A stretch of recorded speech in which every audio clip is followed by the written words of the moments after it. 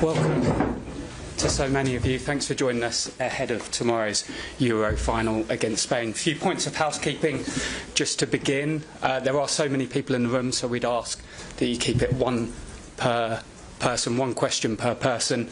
There's a simultaneous translation service in play, so if there are any questions from international media, they are very welcome. And to those who we're not familiar with, please introduce yourself with your name and outlet. We will take questions from the floor, and we'll begin with yourself, Anton from Sky Sports.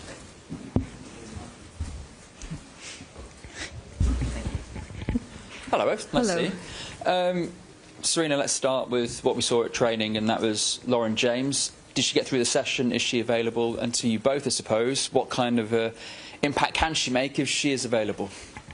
Yeah, we had 23 players on the pitch today, and everyone came through. So if everyone recovers well, then we have 23 players available for tomorrow. What was your other question? What kind of impact? Oh, impact. Yeah, I think we have many players that can impact, and we know that she can have an impact too. So that would be nice. Thank you. Take a question from the front row. Did you want me to answer that as well? Yeah, no, I just echo what Sarina says. I think we have a team of talented players. Lauren brings something slightly different, just like the others. So obviously having that available is best case scenario for us. Martina Sorus from NRK Norway. Ella Thun spoke yesterday about your speeches before the matches and the importance of what you say to the players before important games. What is your process when planning on what to say to the players, or do you just say something on the spot? No, I don't really. I think about what I want to say, but that comes quite early before the game starts. So, yeah, just how it feels and what I think I should say. Thank you. We'll take a question from Jane Dougal at BBC News, please. Thank you. Hi, both. Leah, to you first, please. There have been several close calls throughout the tournament, of course, where we've been terrified that England were going to go home. But there's a saying that the best teams peak at the right time. Has that been the plan all along? Yeah, it was all part of the plan. It's making fans got their money's worth. I think you grow in a tournament, and we're aware of that. I think the most important thing for us is, as the game goes on, taking advantage of the work that we've done at the start. And I think in every game, I know that we've left it late, but I think that's been the case. And every team is hard to beat, and every team poses a different threat and challenge. And we have to stay in it for as long as possible until we can take advantage of that. So hopefully your saying will be true, and the best is yet to come. But yeah, definitely not the plan. We'd like to wrap the games up a little earlier and a little easier if we could have done. Same question. Yeah, well, the same answer. Of course, you want to do well. You don't want to make it a nerve-wracking game. But it also shows what the competition is and has been over this tournament. I think the women's game is. I say that all the time, improving so much, and it's so competitive. And every game is a hard game. And I'm just really glad that we made it through. And I hope we had done it a little bit earlier, but. It's also, when you are in some scenarios or some situations, you hope you can turn it around with some subs, with a little shape change. But also the most important thing is that the players believe that we can win, and we can change the game, and that's what we've shown. Thank you. We'll go to Rob Harris at Sky News, please. Hi, good luck. Leah, what does it mean to you personally to have the chance to be able to lift a trophy again, and can you grasp just what this means for the nation? I think we're very connected to what it means to the nation, and in that sense, or as connected as we can be being away from home. I think the opportunity of tomorrow and what's on offer is the best thing in football. We came to the tournament, we wanted to be here, we wanted to be in it till the end and have a chance to fight for that trophy, and you can't do that until you get into the final. So I think we we don't necessarily carry the weight of it and how much it means to people, but we're aware of it because it means the same to us. So you have a squad of excited players, focused players, and like I say, we recognise the opportunity and we'll do everything we can to take it. Thanks. Thank you. Thanks, Rob. We'll go to Tom Gary at The Guardian. Thank you. Good afternoon, Leah. You made a lot of history as a team already, but there's a bit of history on the line in that you could be the first England senior team to win a trophy on foreign soil. I'm wondering what that would mean to you as captain, but also can you articulate for us how it's differed being abroad compared to the feeling when you were approaching that Wembley final 3 years ago? I think the beautiful thing about 22 was that I'm not sure any of us will ever be part of anything like that ever again, in terms of the change, in terms of the story, the journey, everything. Being away from home is special in a different way. You know, you go out to you represent your country somewhere else, and I think the weight of that is important to consider because it sometimes adds a little extra. But I think the history on the line is. It seems that every time this team sort of enter a new year, there's so much to be done and could be done, and I think that is a real privileged time to be part of this team and to be involved. And again, the opportunity that's there to be the first this and the first that all the time for us is a huge motivator, but more just because we know what it would do for women's football and continue the legacy that we've already started. Good luck. Thank you so much, Tom. We'll go to Flo Lloyd-Hughes at the cutback. Hi, Sarina. Question for you. In 2022, there was so much discussion around having to get England over the line and fans singing "Football's coming home." I think we've only heard it maybe once for about 30 seconds before the Italy game. So do you feel less pressure now as England head coach all this time when you've had major finals already compared to in 2022? I think every tournament, of course, you want to perform, and there's expectations, but you also have expectations for yourself.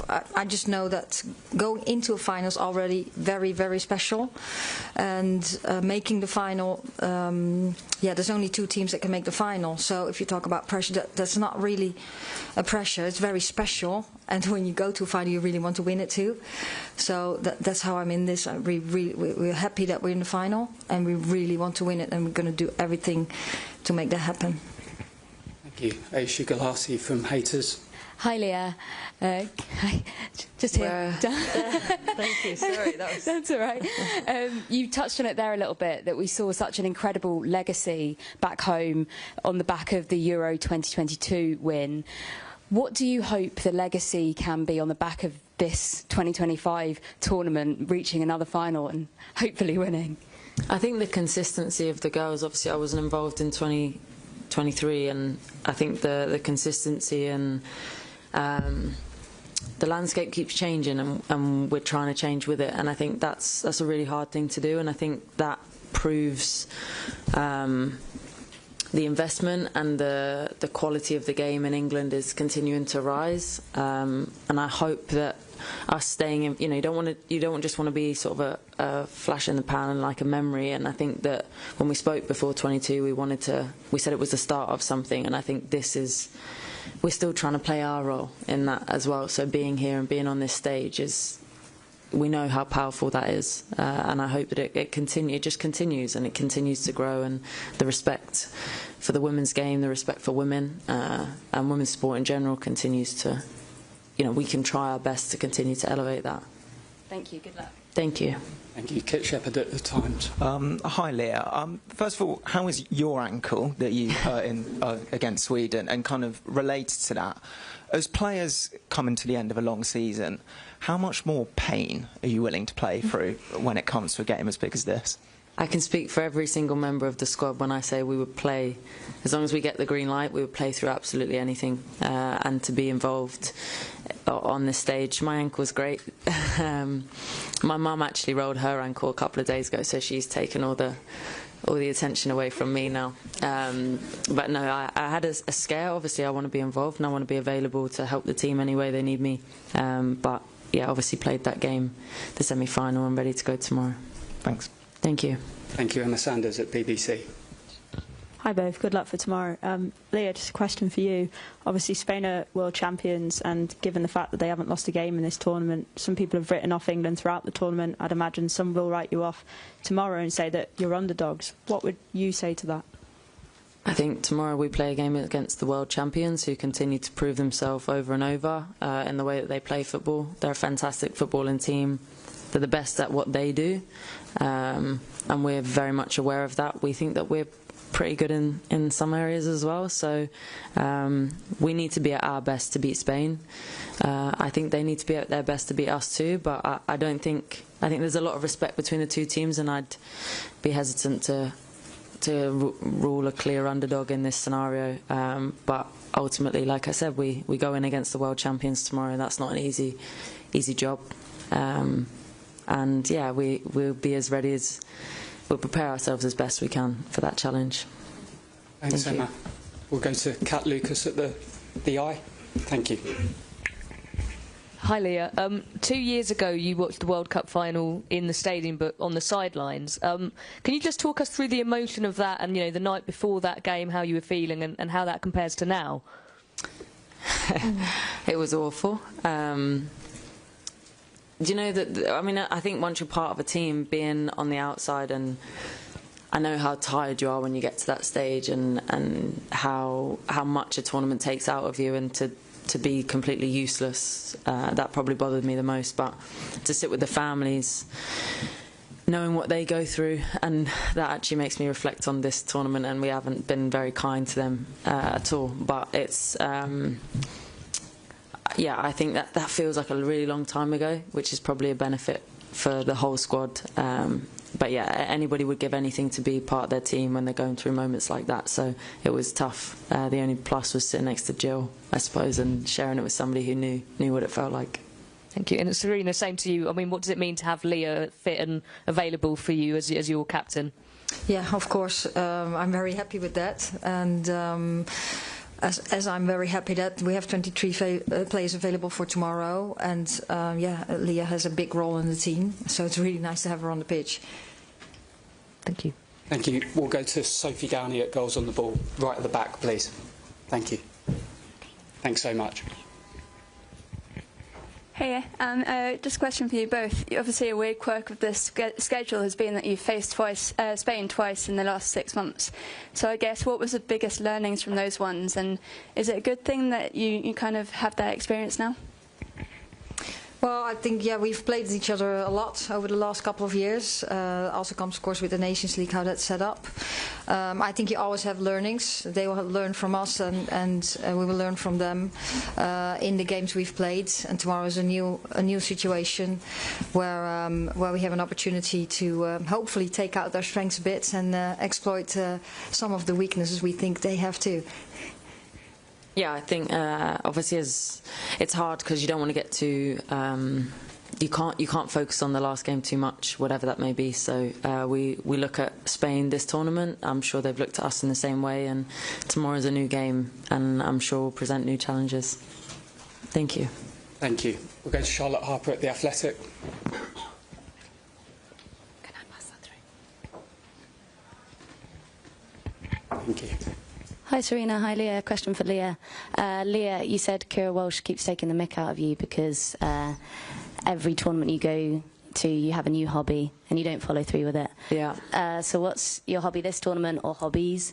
And at Euro 2022, you refused to pack your suitcase until after the final. Have you packed at all during this tournament, or is there a moment where, like, sugar, everything's out on the floor and we're going home? No, it'll be the same fashion as the last one. They almost have to remove me from a tournament. No packing has happened. And I didn't know what you were going to say, because she takes the mick at me for everything, let alone having a new hobby. But I suppose this time I did bring like a portable keyboard, and I felt discouraged because I heard that some of the other girls in the team had been playing theirs, and I felt like I was too far behind, so I just sort of left it. Played it a couple of times, but there's so much socialising to be done, I don't have time for hobbies. So another hobby not quite followed through? No, but that will be picked up when I get back, and Charles, my piano teacher, in case he hears that as well. Thanks very much, all the best for tomorrow. Thank you. Thanks, Charlotte. We'll go to Susie Rack at The Guardian, please. Thank you.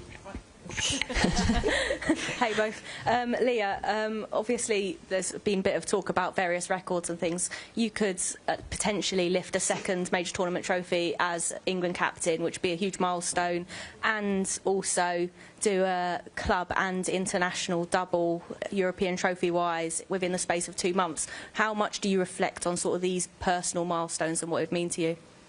I think they're the things that maybe when you step away from football and later down the line maybe you look back, but for now I don't know, I don't play, play a team sport. I think for all of us, all 23, you share it, you feel like you share those things, and somebody has to wear an armband, somebody has to do the role, but we don't necessarily, I think we all just feel it together, and it's less about I won this and more we always. So of course there'll be lovely things to talk about later down the line, and if you want to look at success that way, I would probably say that success to me is happiness in your circumstance and your company, and I think that's more important than those things to me anyway. Good luck. Thank you. Thanks, Susie. We'll go to Tash Dowie at TalkSport, please. Thanks. Best of luck to both of you tomorrow. Sarina, a bit of an odd one, but I want to get into your head because I think that there's been many a times this tournament where all of us probably in this room with minutes to go, having heart attacks, you know, thinking that you're going home, and you just always seem so calm and cool on the sideline. And really in those moments, is a lot of your decision making instinctive? Is any of it pre-planned? Can you just kind of give us, so that hopefully it doesn't go like that tomorrow, but when we are all having heart attacks, we exactly know what's going through your head? First, I'm having a heart attack too. I just don't show it. No, yes, well, we want to be best prepared, so that's in our style of play, but also we're trying to prepare on what can happen in the game and what do we need, and that's also how the squad is built. So on the 5th of June we had a squad announcement, and then we figured out, okay, what player we might need in certain circumstances if we want to change things, and that's what we talk about all the time, and that's how we prepare for a game. So we have spoken through all the scenarios, but then during the game, then it's a sense of what you think is necessary, and of course there's continuous contact with the technical staff on the bench, but also with the staff in the stands who inform us about everything. So what we want to do is when we want to change, we can make a decision very quick. So we can all relax tomorrow now, guys. Nice. I hope so. Thanks, Tash. We'll take a question from there. Florian Paco from Bleak in Switzerland. Tomorrow, Hannah Hampton will probably have a lot to do. How do you describe her tournament, and how important is she in the group?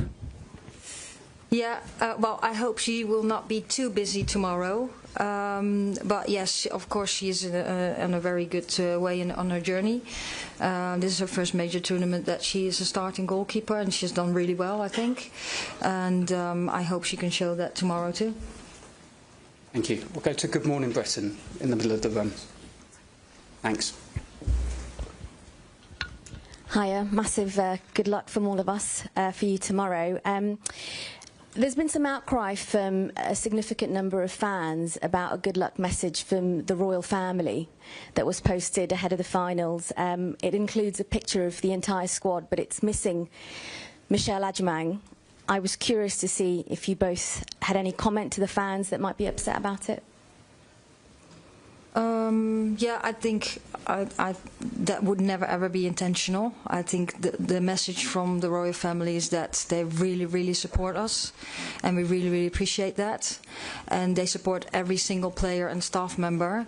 So I hope that everyone really appreciate that. And yeah, so yeah, it's unfortunate. I think that she's not on that picture. Then is what you said, but there's all good intentions. Thank you. Catherine Basset from The Telegraph. Hi, question for Leah. A lot has been talking about this never say die attitude that England have shown to get here, and it reminded me of a quote you used in 2022 about nobody wins, afraid of losing. And I wondered kind of how important that's been in terms of not letting fear take over but staying calm in the biggest moments. I think that's the main thing. You can, if you're fearful of losing, then even if you win, do you enjoy that experience? Do you fully take it in? Do you give everything that you have, or are you expending energy in the wrong way? And I think this team is so task focused, and so I don't know, you know, like whatever's in our way, then we'll try and overcome that together. I don't think we're a team fearful of losing. I think football anything can happen, and there's so much out of your control. We focus on being the best people we can to each other, performing the best that we can, and hopefully that gives you the result that you want. But definitely not fearful of losing, because it does. You expend energy in ways that you don't want to. Thanks, Catherine. Go to Tom Victor at the Daily Mirror. Thanks. Hi both. Leah, we heard from Ellertoon yesterday talking about the challenge of being off the pitch for the penalty shootout against Sweden, not being able to kind of contribute. Just wanted to, obviously you were off the pitch at that moment as well, and for the end of the Italy game, and I want to know how that compares to 23 when you were not playing as much of a part, and what it says about the other leaders in the squad in those moments. Yeah, same sort of feeling. Obviously your role becomes slightly redundant, but there's still ways that you can affect the team. We have a big process for those moments, so even if you're off the pitch, you have a role to play. So it's maybe easier than being in the stands. Also because you get to run on and celebrate with your team when they do well. But I think we have so many leaders in so many different ways. So you have your real conventional ways of leadership that people would recognise, and then I think you have people that offer certain things in certain moments, and they know that that's their bag, so to speak, and they really step up. And I think we have a lot of those characters that are, maybe we've created a good environment for those people to feel comfortable enough to do it. But I do feel like everybody really knows when they can really sort of step up and contribute, and they have done.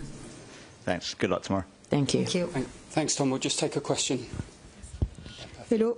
Hello. I'm Fiani Dalma from L'Equipe, the French newspaper. I read an excellent article in The Guardian that says that the team which play his semi-final in first has an advantage to win the final. Did you know that, and did you read this article, and what do you think about that? I don't. Can you translate?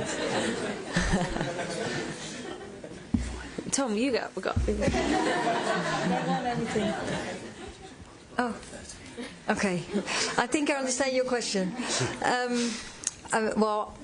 What we just so we played the semi-final first. What we just really enjoyed is that we had an extra day of rest after a very intense group stage where we had only 3 days in between every game and towards the quarter-final. So we really used that extra day off, and hopefully that will help us tomorrow. Okay, thank you. We'll take a question in the middle row. Great. Good afternoon, both. I'm Maria Ticas from Diario Sport in Barcelona. I have one question for Leah. I have to ask you in Spanish. How is it to play with Mariona now that you know her? You are teammates, and if you have talked with her about this final. Thank you. I think Mariona is an exceptional player. I've loved her being my teammate at Arsenal. Especially in my position, I normally just get to stand and watch her magic. Hopefully not tomorrow, but no, I haven't spoken to her, and I do miss her actually. So I'm looking forward to the end of the game when we're all friends again. But yeah, no, she's an exceptional footballer, a good person. I'm very happy that she is my teammate, and tomorrow, hopefully, there's other players that played with her as well. So hopefully that'll come to our advantage. Thank you. Thank you. We've got time for one final question. We'll go to the back. Spanish media at the back. Thank you. Hi, Sara Gutierrez from the Spanish National Radio. I would like to ask you the same question for both, which is, how do you spend the last hours before the final game? I don't know if you prefer just to disconnect, forget about football, or just be focused on the final game. Thank you. I basically do every match day the same. So I relax, don't do that much right before the game, just get prepared, and we are prepared because all the preparation has been done at that time, and I'm just waiting till the game starts. I'll be playing Monopoly Deal with the girls and having a nap, always. Anybody that has ever played with me knows that that has to happen. Great. Thank you so much for your time. Appreciate some people still wanted to ask some questions, but we've run out of time. So we'll see many of you tomorrow. Thank you. Thank you, guys. Thank you.